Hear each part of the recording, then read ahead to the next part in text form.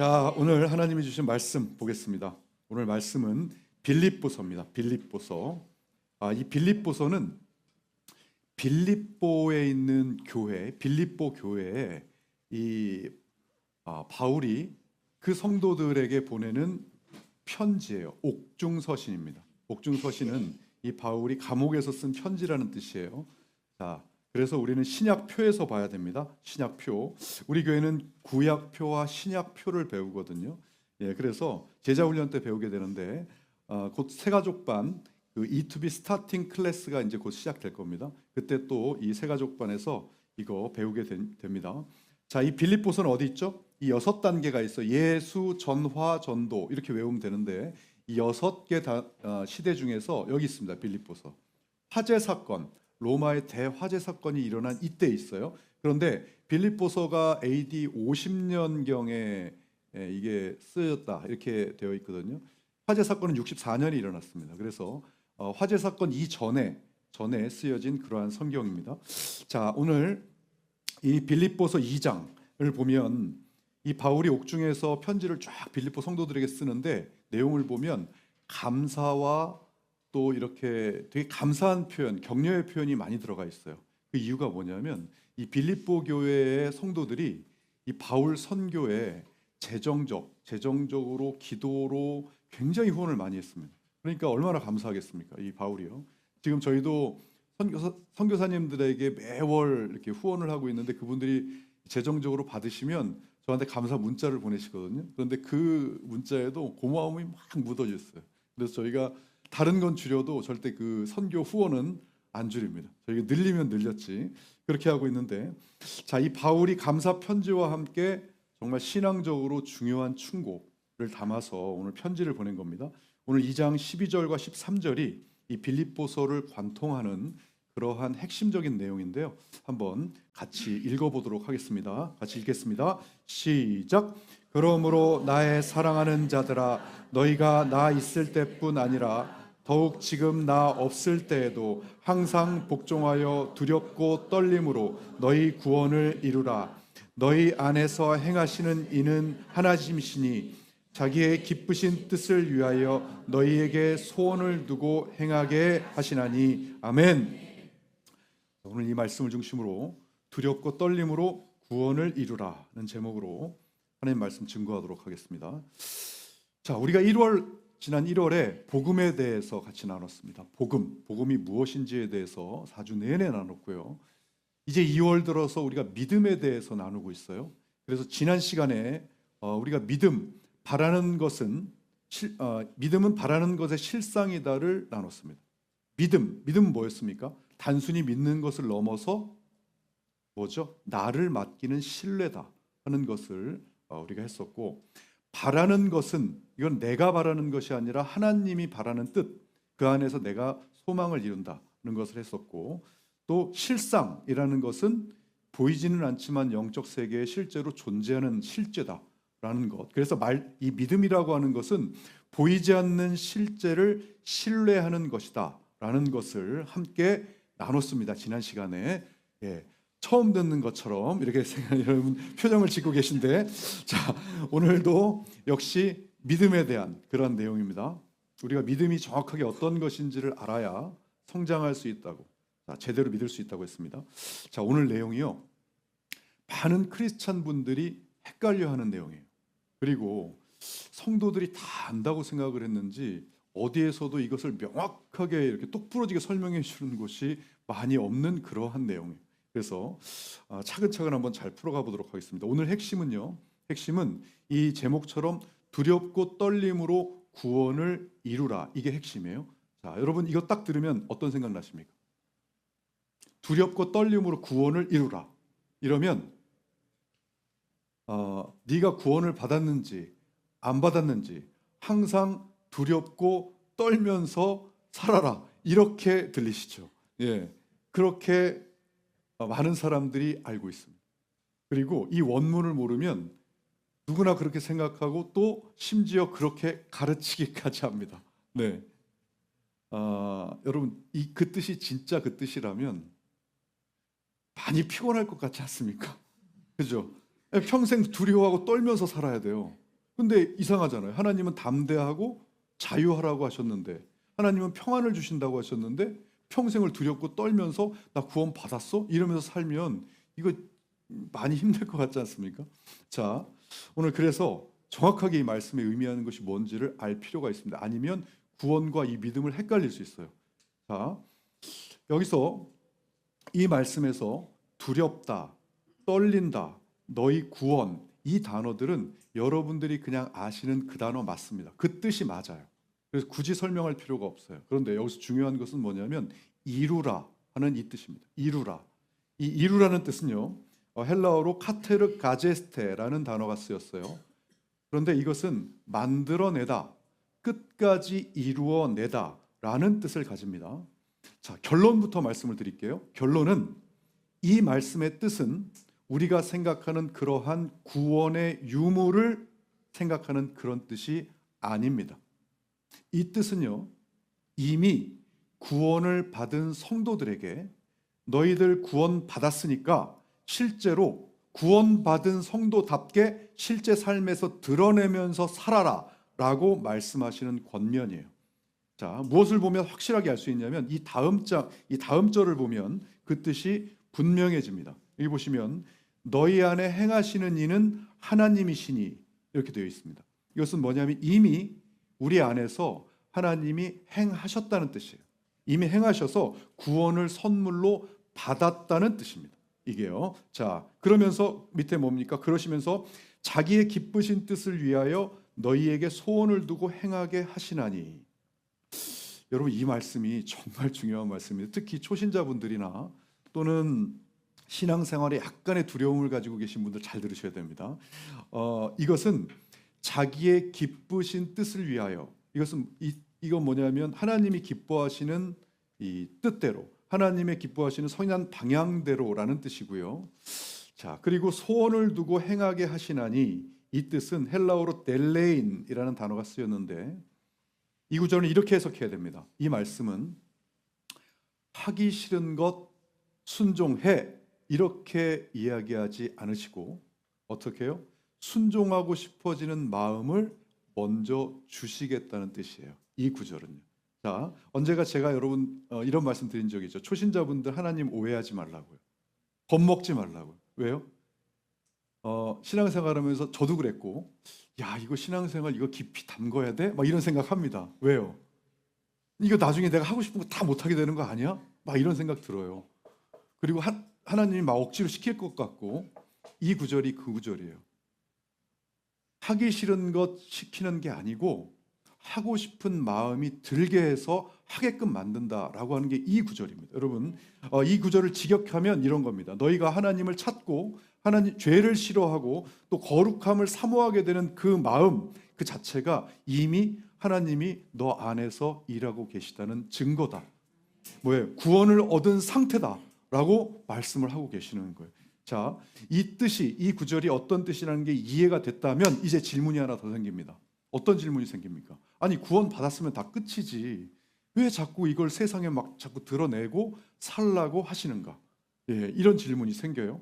자, 또 그것도 무슨 단어까지 쓰십니까? 두렵고 떨림이라는 굉장히 강한 표현까지 써가면서 그렇게 드러내라고 이렇게 말씀하시는 이유가 뭘까요? 여기서 두렵고 떨림이라는 단어를 쓰신 이유는요, 이것은 두려워서 너희들 두려워 직접 벌벌 떨으라 이런 얘기가 아니고요, 너희가 받은 그 은혜가, 구원이 절대 가벼운 것이 아니니까 그냥 두렵고 떨리는 마음으로 깊이 감사하며 받아라 라고 하는 뜻이에요. 이것이요. 자, 그래서 이 값없이 무상으로 주어졌다고 가볍게 여기지 말라.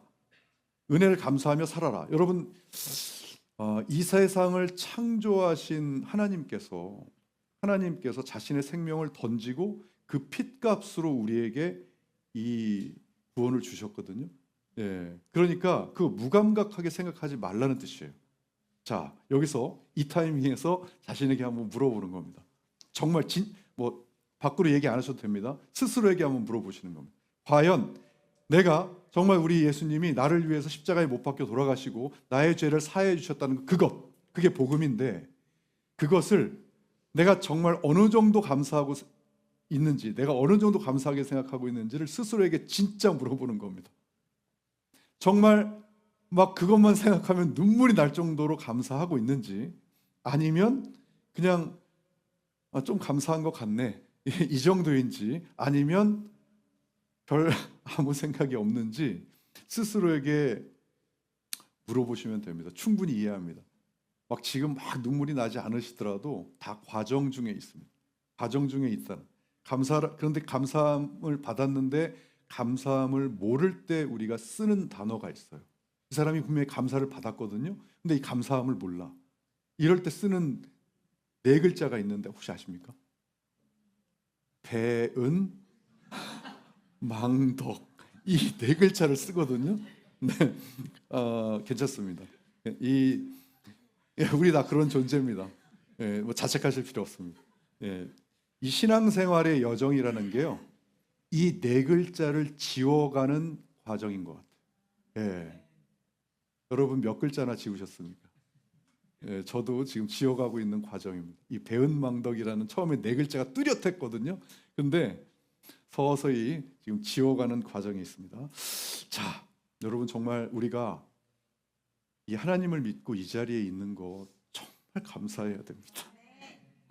뭐 어떨 때 알 수 있냐면, 밖에 나가서 한번 전도 한번 해보시겠습니까?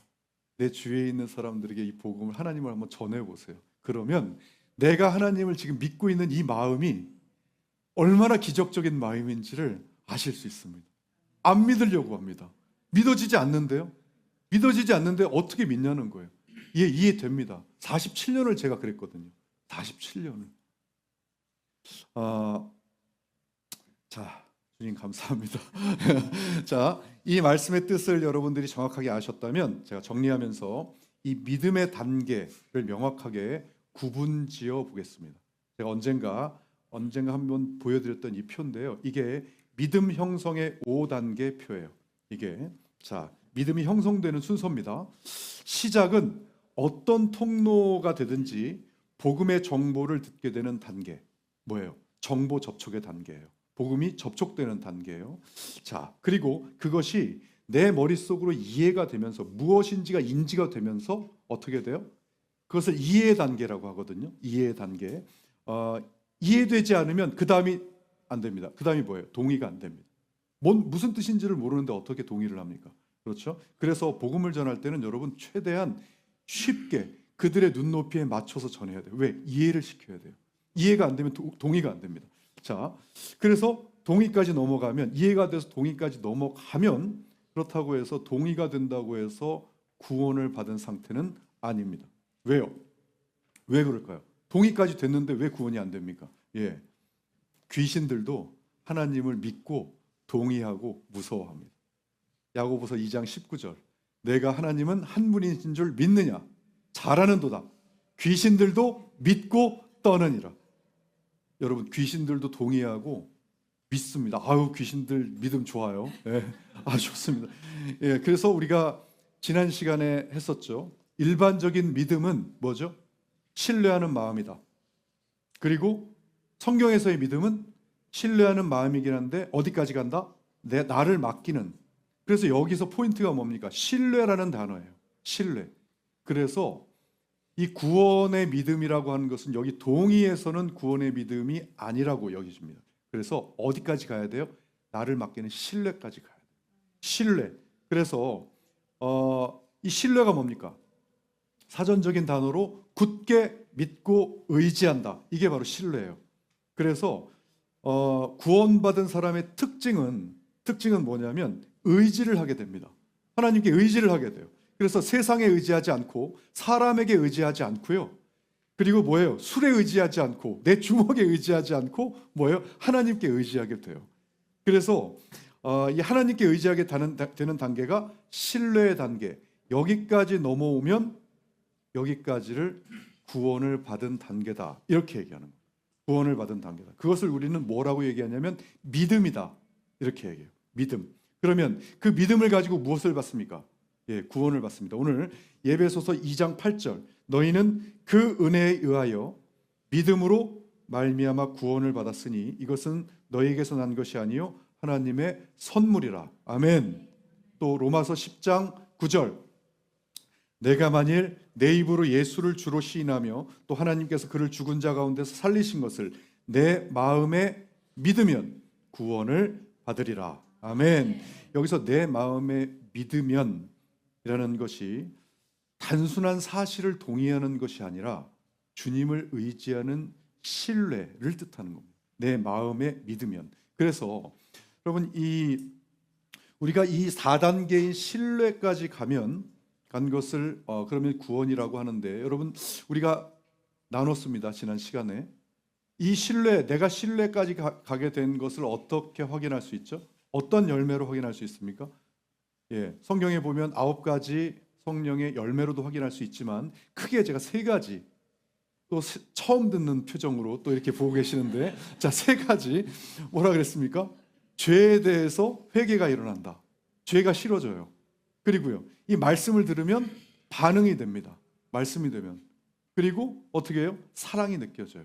그럼 거꾸로 죄에 대해서 전혀 회개가 느껴지지 않고 떳떳하고 아무렇지도 않아요. 그리고 양심 수준 말고요, 회개가 일어나지 않고, 그 다음에 하나님 말씀을, 여러분 안 믿었을 때 하나님 말씀 누가 아무리 얘기한다고 해도 여러분 눈이나 껌쩍하셨습니까? 아니 그게 뭔데? 하나님 막 세상 만들었다 그러면 아니 그래서 그게 뭔데? 원숭이가 만들었지 하나님 만들었지 나하고는 상관없어. 왜? 나는 지금 내가 먹고 살기 바쁘거든. 관심이 없었잖아요. 반응이 안 되는 겁니다. 반응이. 아무리 말씀을 들어도. 그러니까 그런 상태.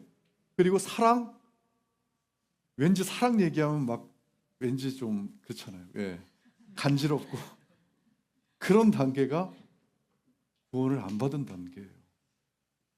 그런데 하나님을 만나서 죄에 대해서 계속 찔림이 오고, 말씀이 느껴지면 왠지 안 들으면 혼날 것 같고, 왠지 막 그러면서 왠지 내가 이제까지 하지 않았던 새로운 행동들과 생각을 하게 되고, 그런 사랑이 느껴지고, 그게 바로 뭐예요? 이미 하나님이 여러분들 안에서 행하고 계신, 이미 그것을 선물로 여러분들이 구원을 받으신 4단계까지 간 겁니다. 그 상태가 여러분 얼마나 어마어마한 상태인지 그것을 다른 사람을 보시면 압니다. 자, 그 다음은요. 그러면 우리가 구원을 받았어요. 4단계. 그러면 그 다음 이제는 5단계 행동 체화의 단계인데, 이것이 바로 오늘 말씀에 나오는 두렵고 떨림으로 구원을 이루라 라고 하는 단계예요. 이게 그것을 우리는 성화의 단계 이렇게 부릅니다. 성화. 점점 하나님처럼 변해가는 거예요. 우리가 그걸 성화의 단계, 주님을 신뢰하는 단계. 그러니까 주님을 신뢰하고 의지하는 마음이 생기고 진짜 믿는 마음이 생기는 순간 여기서 도장이 꽝꽝 찍힌 거예요. 더 이상 여기서부터는 구원을 논하시면 안 됩니다.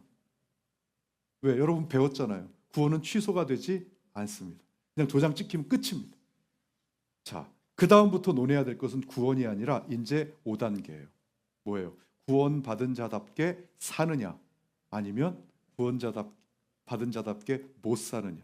이것을 여러분 2가지 성격으로 나뉘는데요. 어떻게 표현하냐면 부끄러운 구원이냐, 아니면 영화로운 구원이냐, 이렇게 2가지 표현으로 나눕니다.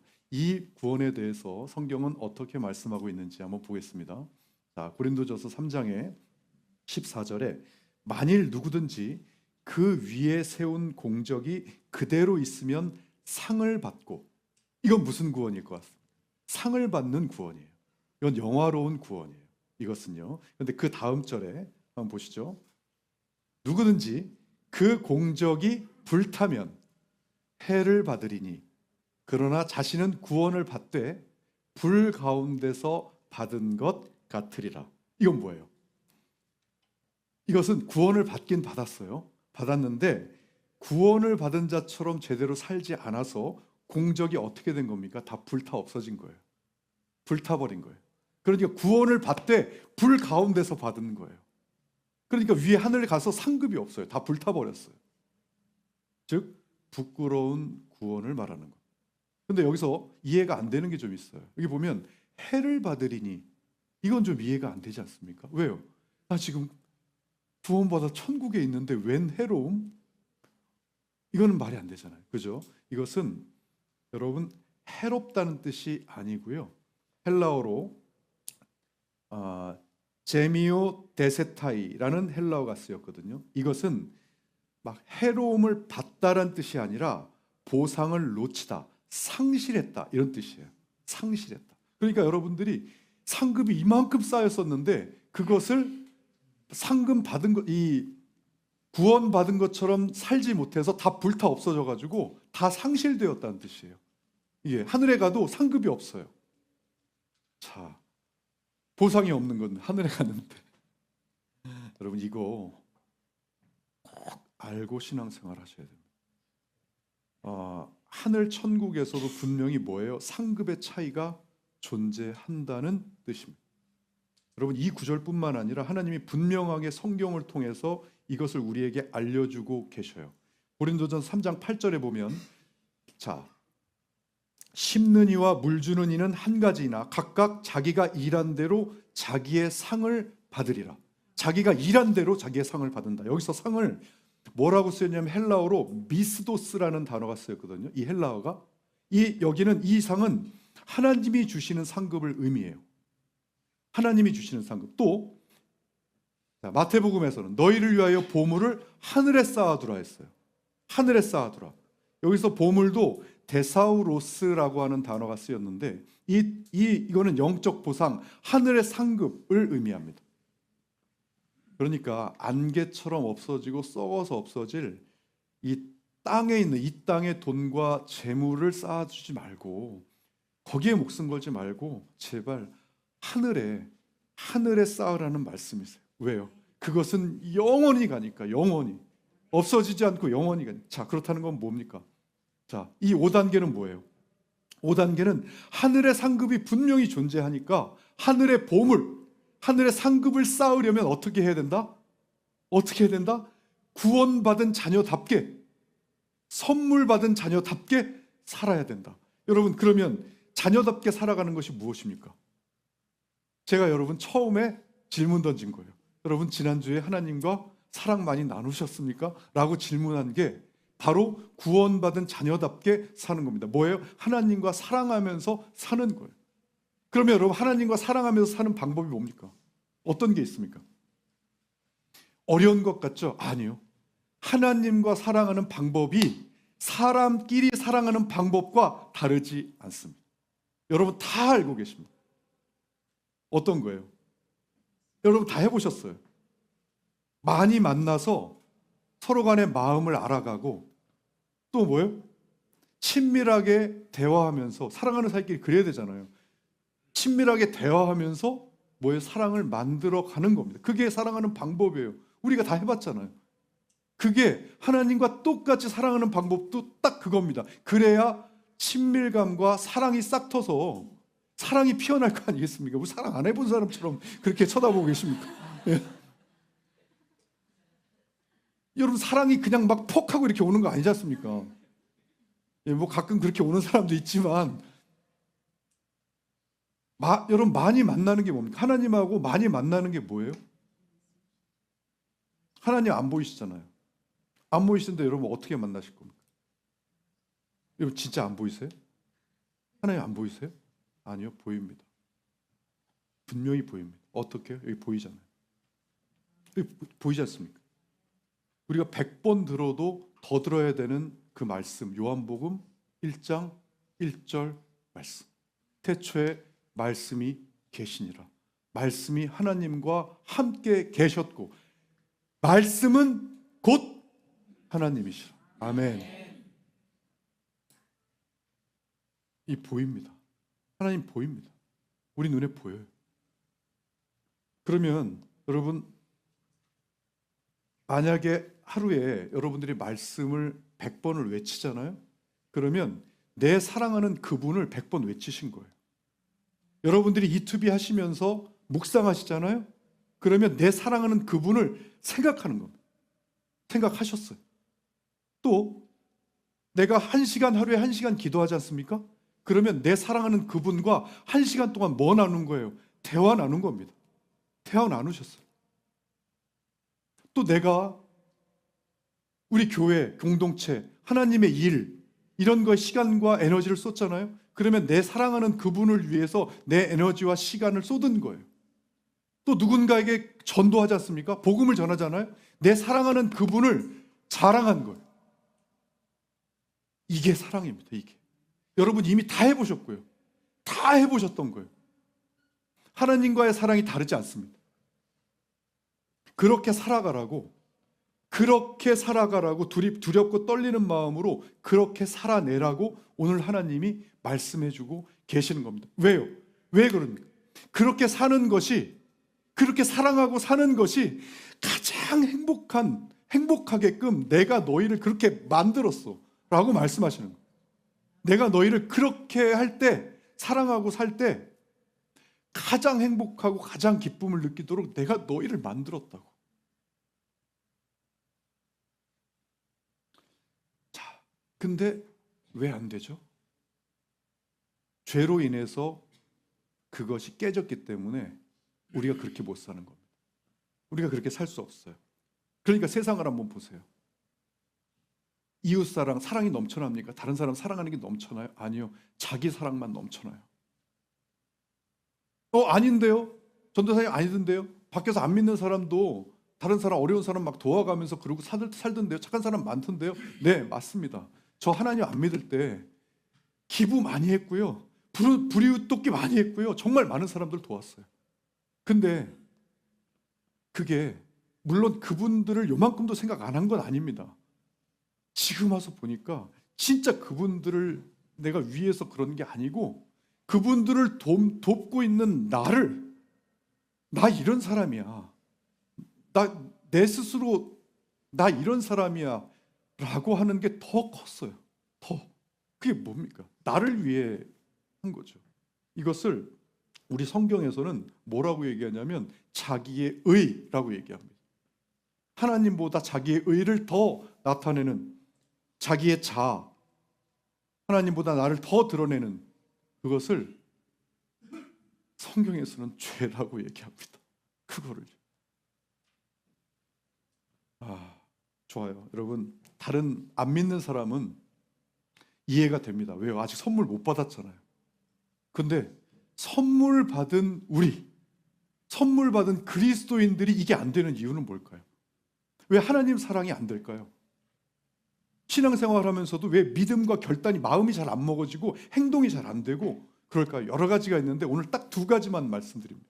두 가지. 왜 안 될까요? 자, 첫 번째, 주님이 우리에게 이렇게 책망하실 것 같습니다. 이렇게. 간 좀 그만 볼지어다. 주님이 그러실 것 같아요. 야, 얘들아, 내가 무슨 먹는 국물도 아니고 간 좀 그만 봐라. 그러실 것 같아요. 여러분, 이 간은요, 사랑할 때 간은요, 여러분 간 봐보셨잖아요. 밀당해 보셨잖아요. 어떨 때 하는 게 간입니까? 상대방이 나를 사랑한다는 신뢰가 없을 때, 그럴 때 밀당할 때나 하는 게 간 보는 겁니다. 여러분, 이만하면 우리 주님 믿을만 하시지 않습니까? 여기서 이만하면이 뭐예요? 이만하면이 하나님은 우리 간 보지 않으셨습니다. 내가 널 위해서 내 아들 십자가에서 죽이면 너 나한테 돌아올래? 라고 간 보지 않으셨어요. 그냥 죽이셨어요. 그러니까 여러분, 지금 이랬는데도 안 돌아오는 사람 부지기수 아닙니까? 지금 정작 또 십자가에서 직접 죽으신 예수님도 우리 간 안 보셨습니다. 그냥 당하셨어요. 어떤 상태에서 당하셨냐고요? 로마서 5장 8절. 우리가 아직 죄인 되었을 때 그리스도께서 우리를 위하여 죽으심으로 하나님께서 우리에 대한 자기의 사랑을 확증하셨느니라. 우리 돌아왔을 때 확인하고 죽으신 것 아니시라고요. 그리고 우리한테 대답 받고 죽으신 것 아니세요. 간 쳐다도 안 보시고 그냥 무차별적으로 우리를 그냥 사랑해 주시는 거예요.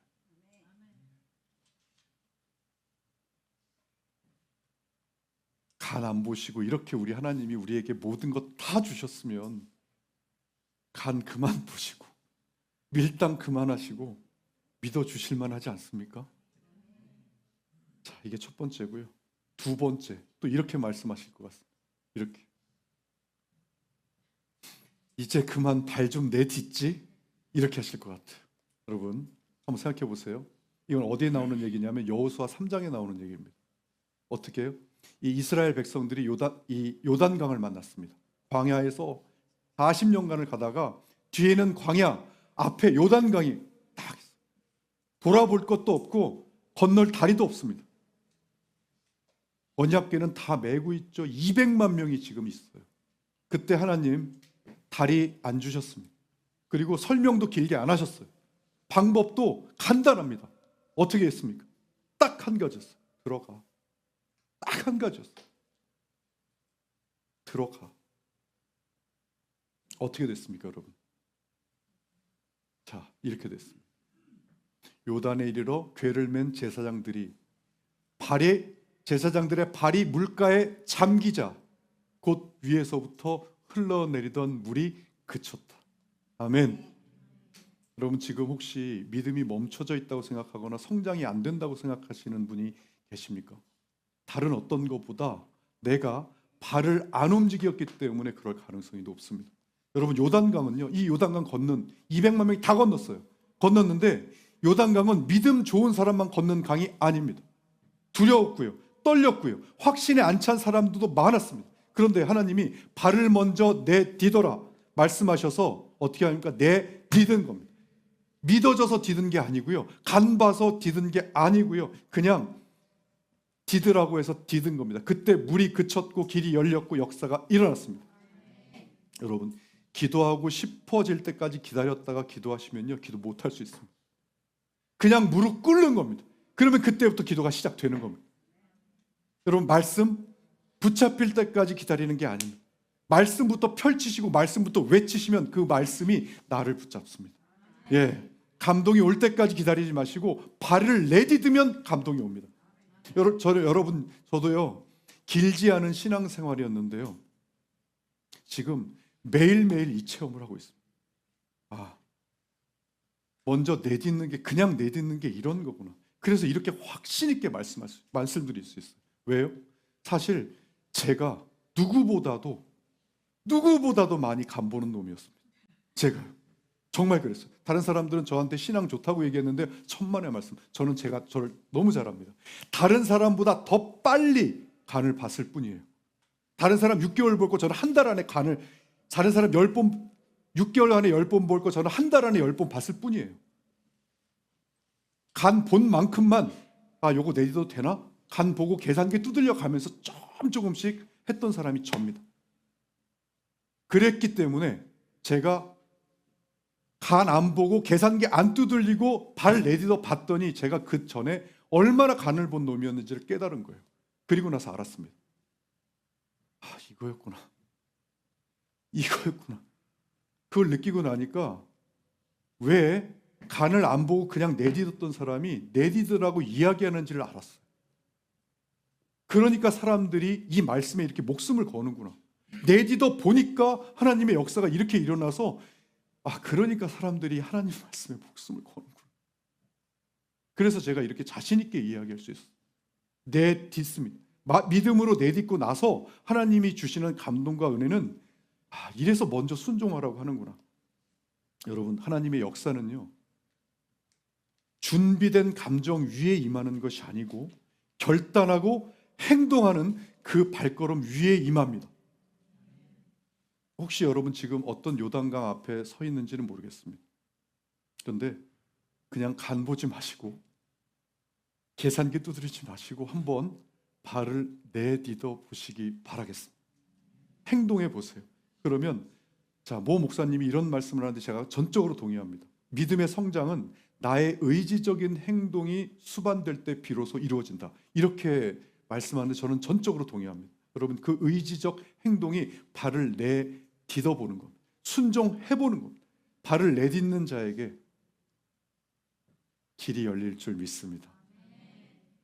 그렇게 해서 삶의 역사가 일어나야, 하나님을 경험하는 삶을 살아야, 그렇게 해서 하나님을 삶에서 경험하면요, 누가 100마디 얘기하는 것보다 더 힘이 셉니다.